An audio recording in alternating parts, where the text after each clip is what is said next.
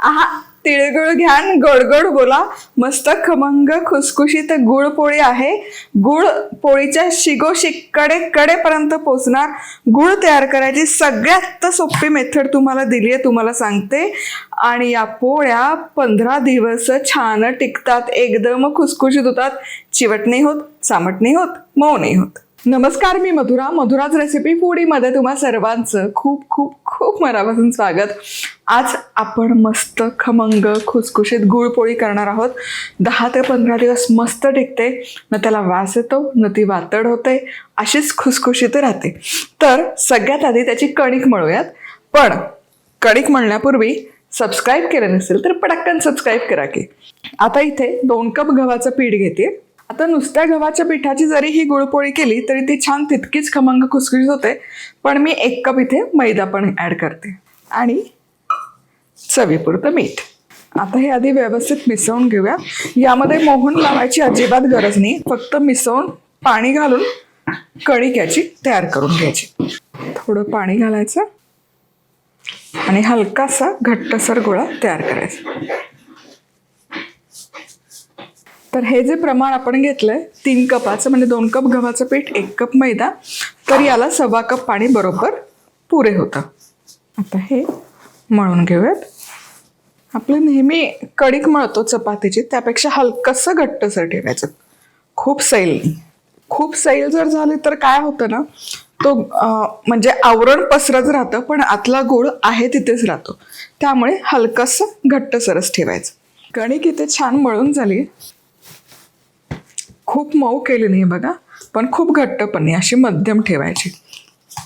आता यावर थोडंसं तेल लावूयात, म्हणजे त्यावर ते कणिकचं वरचं आवरण कोरडं नाही होणार.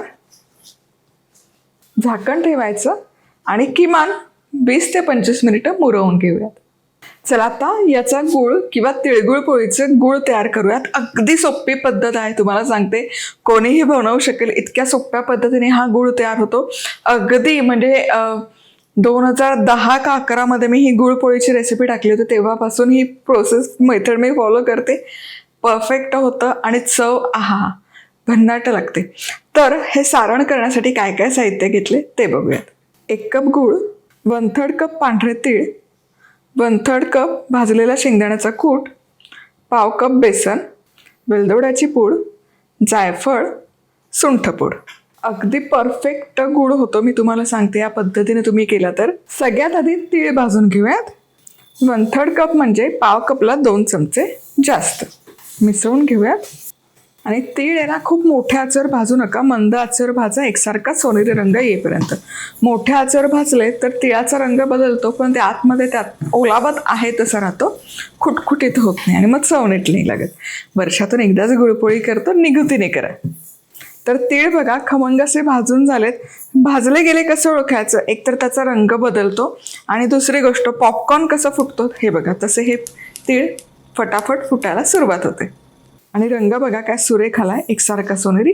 आता हे भाजलेले तीळ एक डिशमध्ये काढायचं. मध्ये एक खड्डा करा, म्हणजे गरम वाफ निघून जाते. आता एक तव्यामध्ये 3 चमचे तेल गरम करते.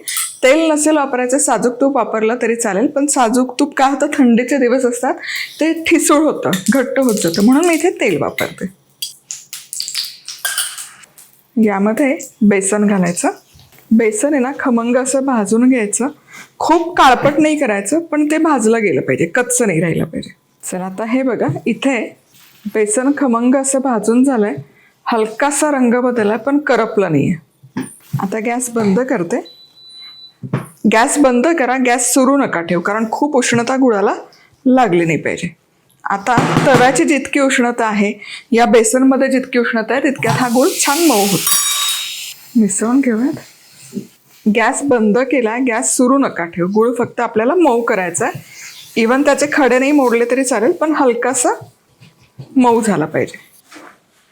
आता तुम्हाला मजा सांगते, इथे हा मी चिक्कीचा गुळ वापरला. हे बघा, चिक्कीचा गुळ आहे ना, हलकीशी उष्णता जरी लागली तरी असं त्याला पाणी सुटतं आणि मऊ होतं. पण तुम्ही इथे नैसर्गिक गूळ, ऑर्गॅनिक गूळ असले गूळ वापरत असाल तर ते फार भुसभुशीत असतात, त्याला उष्णता लागून त्याला पाणी बिणी अजिबात सुटत नाही. मग थोडं अर्धा चमचा पाणी त्या गुळामध्ये घाला. चिक्कीचा गुळ बेस्ट आहे संक्रांतीच्या रेसिपी करण्यासाठी.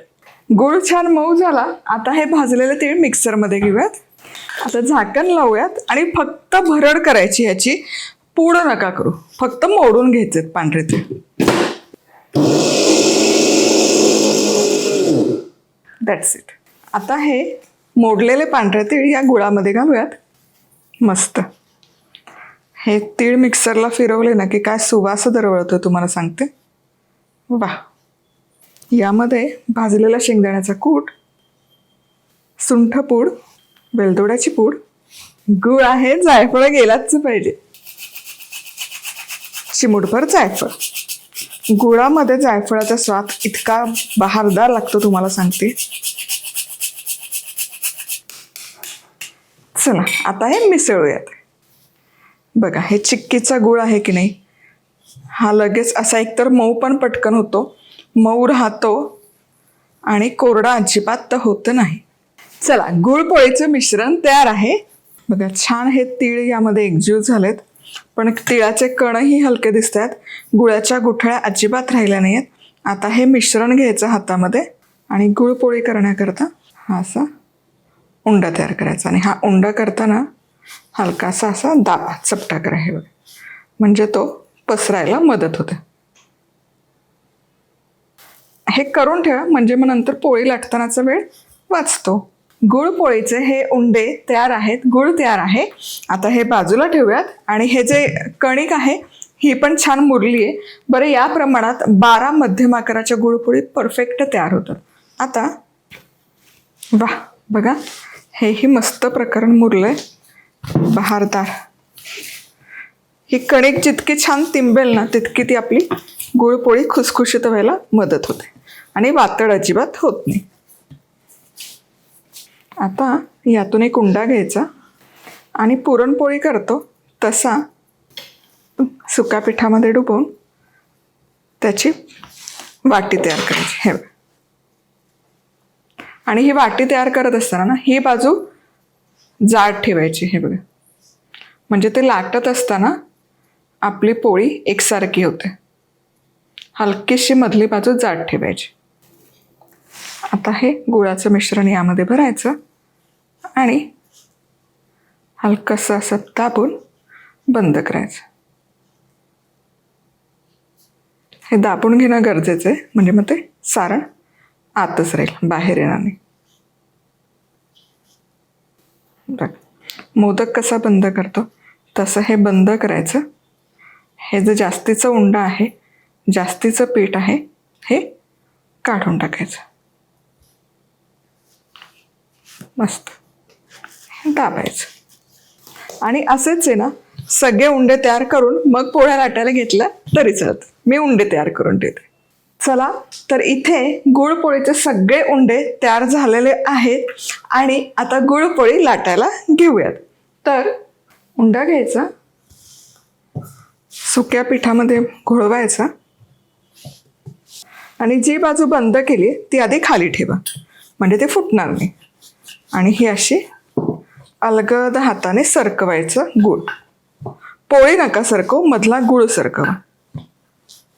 हे बघा, मधून तो सरकवला ना की तो कडेपर्यंत जातो. बघा दिसतंय? बा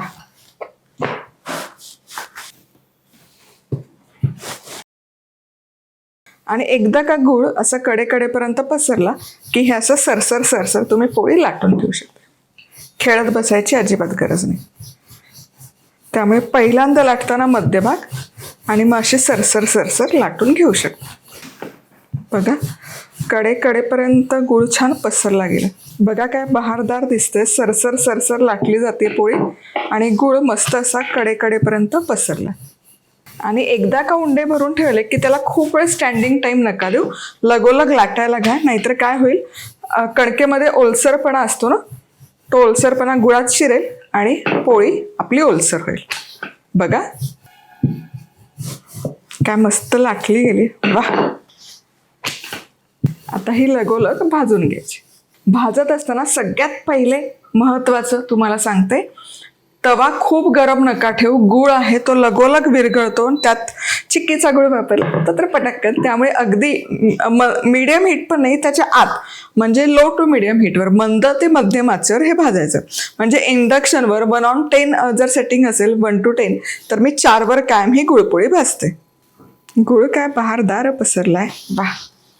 आता हे तव्यावर, आणि तव्यावर घातलं ना, हे इंडक्शन आहे त्यामुळे कडकड मी आधी भाजून घेते. सुरुवातीपासूनच कड छान भाजली ना की ती पोळी असो पराठा असो ती छान होते, एकसारखी होते. नाही तर मग कड कच्ची कच्ची दिसते बघा. तसं नाही झालं पाहिजे. पोळी जितकी कडकडेने छान भाजली जाते ना तितकी ती छान होते, तुम्हाला सांगते. त्यामुळे ही अगदी महत्त्वाची स्टेप आहे. आणि मोठ्या आचेवर अजिबात भाजू नका, गूळ करपतो. चिक्कीचा गुळ आहे की नाही बघा कसं बुडबुड बुडबुड करून वर येतोय. ही माझ्या नैसर्गिक गुळात नाही. बघा काय सुंदर, म्हणजे तो ऑलरेडी विरघळायला लागलाय गुळ. आता पोळी उलटवायची. वा, बहारदार, काय खरपूस भाजली गेली, कडेकडेने भाजली गेली मस्त. आता तेल घालते. तूप लावलं तरी काही हरकत नाही, पण तूप ठिसतं थंडीच्या दिवसात म्हणून तेल लावते. वा, मस्त. या बाजूला पण थोडं तेल लावूयात. हीच कड जरा मला कच्ची वाटते त्यामुळे मी कडेने पुन्हा थोडी भाजून घेते.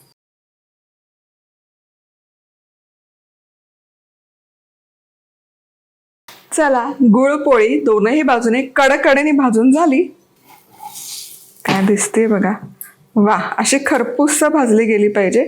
आणि मी पुन्हा सांगते, कड कच्ची नका ठेवू, नाहीतर ती पोळी खाताना आहे ना मजा नाही येत. ही आता मला हलकी कच्ची वाटते त्यामुळे ही पकवून घेते. वा, झाली भाजून. क्या बात है. आता ही उचलायची आणि अशी जाळीवर ठेवा. गुळपोळी करत असताना ना अशी एखादी मोठी जाळी ठेवा. त्या एकावर एक अजिबात ठेवू नका, गुळ चिकटेल. अशा पसरवून आणि जाळीवर ठेवा. एवढी मोठी जाळी नसेल, सिंगल जाळी पण 2 घ्या, स्टँड घ्या, जे काय घ्यायचं ते घ्या, पण जाळीवर ठेवा. म्हणजे गरम वाफ आहे ते खालनं वरनं निघून जाते. पोळीमध्ये गुळाचं जे पाणी सुटलेलं आहे ते सुकायला मदत होते. आता पुढची पोळी पण भाजूयात. वा, चला, आता याच प्रकारे कडेकडेने सगळ्या गुळपोळ्या भाजून घेते. बहारदार होतं हे प्रकरण, तुम्हाला सांगते. जबरदस्त लागतात, खुसखुशीत होतात. 10 ते 15 दिवस प्रवासात खाण्यासाठी जबरदस्त होतात. म्हणजे आहा हा, इतक्या खुसखुशीत होतात तुम्हाला सांगते. आणि गरम गरम असताना एकतर या पोळ्या कालथ्याने भाजा, हाताने भाजू नका. गूळ आहे, गूळ गरम झाला की जो चटका बसतो तुम्हाला सांगते त्यामुळे अजिबात हाताने भाजू नका. चमच्याचा वापर करा आणि थंड झाल्या की हवाबंद डब्यामध्ये स्टोअर करा. मी काय करते, त्याचे ना 4 भाग करते, विभाजन करते एका पोळीचं. म्हणजे ते पटकन ऑन द गो स्नॅक होतं, घेऊन खायला छान वाटतं. इवन मला जेव्हा द्यायचं असतं लोकांना, संक्रांतीचे पदार्थ जेव्हा देते, तिळगुळाची वडी झालं, लाडू झालं, हे मी छान पार्सल करून पाठवत असते टीमला किंवा आमच्या ऑफिसमध्ये मुंबईच्या. तर तेव्हा याचे असे 4 विभाजन करते, छान पॅकिंग करते आणि मग पाठवते. म्हणजे कसं ना, खायला ऑन द गो पटकन ते स्नॅक तयार होतं.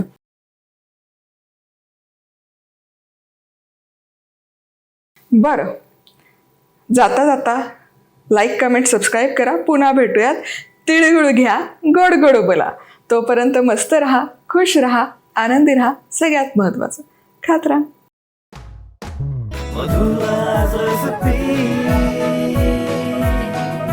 मधुराज रेसिपी, महाराष्ट्राची अस्सल चव.